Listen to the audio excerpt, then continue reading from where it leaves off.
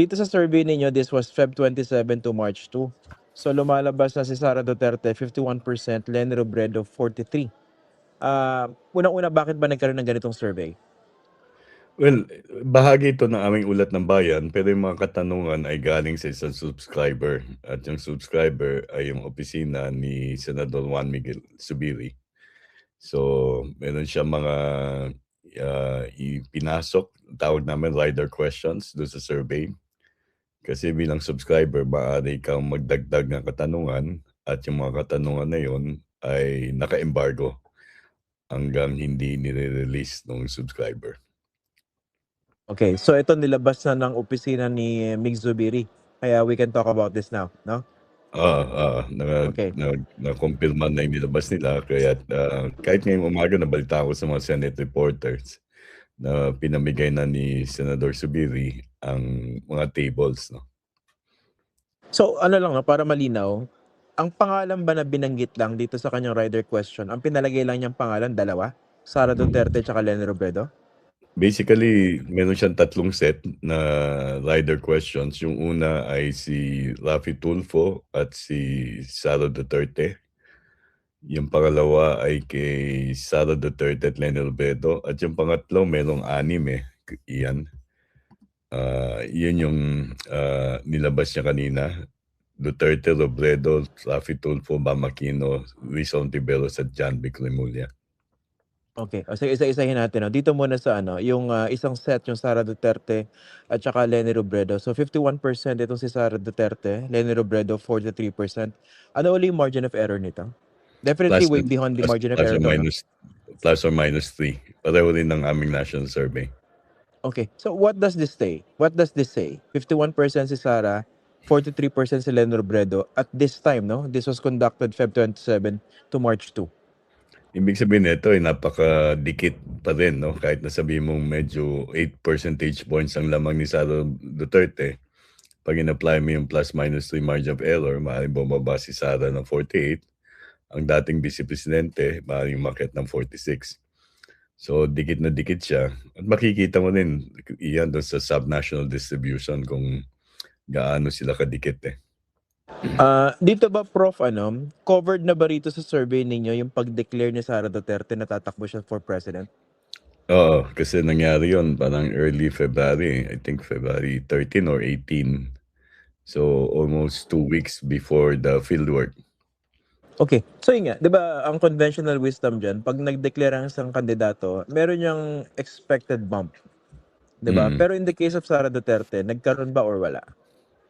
Wala. Pareho nang nabanggit natin dati nung pag-usapan natin yung trust at approval ratings ni BBM at saka ni Sara. Walang paggalaw Ibig sabihin, walang positibong epekto yung maaga niyang pagdedeklara. Aasahan mo na maaaring umakyat pero hindi man gumalaw yung kanyang approval, hindi gumalaw yung kanyang trust rating. At hindi rin ganun kalayo ang kanyang kalamangan kay Leni Robredo at hindi rin at siya tied kay Raffy Tulfo. So dapat medyo umumo siya ng konti, no? Pero hindi nakita. Ano yung posibleng paliwanag doon, Prof, no? Na nag-declare ang isang kandidato, in this case si Vice President Sara Duterte, pero walang positive effect or impact doon sa kanyang numero? Well, ang isang pwedeng pagpapaliwanag dyan, makikita din naman doon sa numero, na yung base niya ay medyo, pwede natin sabihin medyo matibay. Yung base niya ay Mindanao, kung saan 9 sa 10 ay bumoboto sa kanya. Yung Visayas, 2 sa 3 ay nagsasabi na kung ginanap yung eleksyon nung panahon ng survey ay boboto siya. Pero doon sa ibang lugar ay hindi ganun kalakas ang kanyang suporta. Maliban na lang sa NCR, parang nahahati yung boto ng mga kandidat, ng mga tao sa National Capital Region. So kumbaga, yung base define, beyond the base, medyo competitive. Can this be also read as something to the effect that medyo nag-peak na yung Vice President or not necessarily? Well, kung sasabihin natin yung base niya ay medyo firm, although hindi ko sasabihin na firm completely, no? Pwede mo i-conclude na nag-peak na siya kasi kinukuha niya yung boto niya doon sa base niya at hindi siya masyadong malakas, lalong-lalo na sa balance of Luzon kung saan baliktad doon sa Visayas, no? isa sa 3 lang bumoboto sa kanya sa balance of Luzon. Kung ikukumpara dun sa boto ng dating Presidente kung siya'y tatakbong presidente 'no, si Vice Presidente Leni Robredo. In that case, hindi ba parang ill-advised yung ginawa niyang pag-declare na tatakbo siya for president ahead of the impeachment hearing sa House of Representatives, looking back? Yeah, mukhang well, kung ang objective niya ay singular, yung mapataas yung kanyang suporta, hindi yun ang naging resulta. Pero kung ang objective niya ay, maimpluwensyahan yung mga miyembro ng mababang kapulungan na para magamit rin niya bilang kadahilanan o bilang rason, kaya lang naman ako hinahabol ng mga ito kasi nagdeklara na ako sa pagkapangulo, so namomolitika na sila. So kung yung pangalawang objective niya medyo regardless of how she stands in terms of preference, hindi importante sa kanya yun. Pero hindi natin alam 'no, kung ano talaga objective ng kanyang mga strategies dito.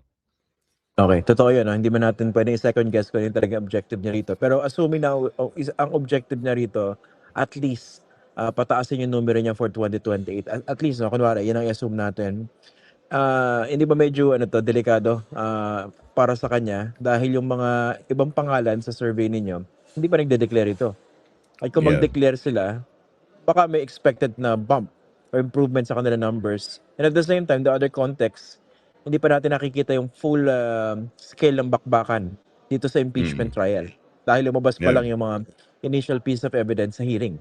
What do you think? So, yeah, basically yun nga, hindi gumalaw ang kanyang numero. So ibig sabihin parang wala talagang naging epekto yung kanyang pagdedeklara ng maaga. So, puwede nating infer kung gusto nating infer sa desisyon niya, talagang nakatuon lang siya na pagtibayan yung kanyang naratibo na, kaya lang naman ako hinahablan nitong mga ito kasi nga nagdeklara na ako sa pagkapangulo at alam nila na nangunguna ako. Totoo naman nangunguna siya, pero hindi gumagalaw at hindi ito Oh, mananatili kung pagbabatayan natin yung mga nakaraang eleksyon kung saan 'pag alam na kung sino mga kandidato, dun malaking kaganawan ng voting preference. okay. Anong ano, parang what do these numbers say doon sa pagtingin na Sara Duterte is basically invincible in the 2028 presidential election? Well, Is that true? basically, ang numbers na ito lalo-lalo na yung one-on-one, hindi siya invincible.